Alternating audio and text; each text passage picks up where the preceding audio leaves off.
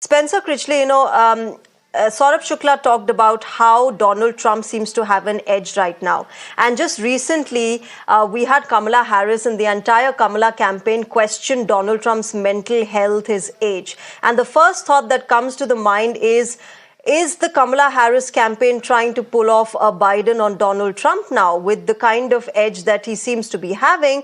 Are you now trying to do the same thing that Joe Biden was subjected to, the kind of, mental health and age issues and questions that he was subjected to?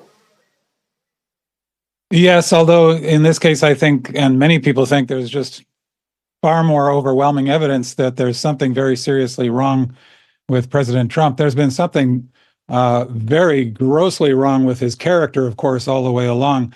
But he seems to be more and more cognitively impaired, and all one needs to do is watch video of his speeches and watch his, what he calls the weave, but which most people call wandering with no destination, and inability often to complete sentences or even complete words, which just trail off into gibberish. I would disagree, though, that there's an edge at the moment for Donald Trump. I think it's clear that the polls are very tight and they go this way and that way, but overall they've been very tight for a very long time.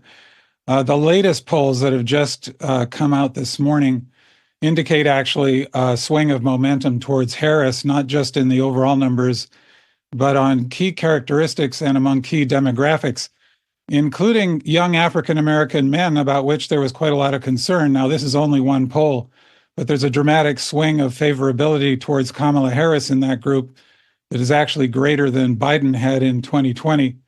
There's also a swing towards her in terms of competence on the economy, which Trump unjustifiably, in my view, has had a lead on. Now it's favoring Harris. And issues of character, she has a strong lead on, and issues of competence. Okay. Now, again, that's just one poll, and I always caution people, don't think polls have any power to predict the results of an election.